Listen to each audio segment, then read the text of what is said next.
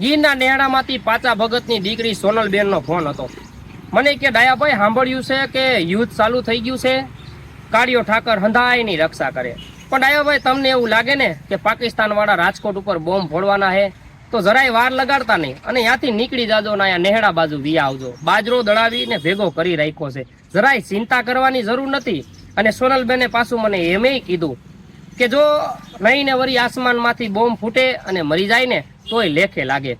ભારત માતા માટે મરવું પડે ને તોય મંજૂર છે. પણ આ વખતે આ ભમરાળાઓને મૂકવાના તો થતા જ નથી. રોયાવ રાનના પેટના બહુ પેધી ગયા છે. દયાભાઈ મોદી સાહેબને કહેજો કે આ બધાને મારી મારીને પાયધરા કરી નાખે. લ્યો બોલો, અંતરિયાળ ગીરના જંગલમાં વસતા માલધારીઓને એટલી દાય છે ને કે તમે વાત પૂછોમાં. બાકી જો આ ભારતે પાકિસ્તાન ઉપર હુમલો કર્યો એના પ્રત્યે કે પછી પાકિસ્તાન પ્રત્યે કોઈને સહાનુભૂતિ હોય ને તો તમારા અહીંયા આપણી નાના મુવા રોડ ઉપર હોટલ છે, તમે વિયા આવજો, ચા પાણી પાઈ દઈશ અને પાકિસ્તાન જવા માટે હું તમને ભાડું ભથ્થું બધું આપી દઈશ.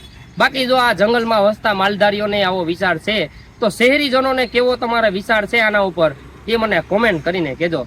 તા લગી હું આવું હમણાં.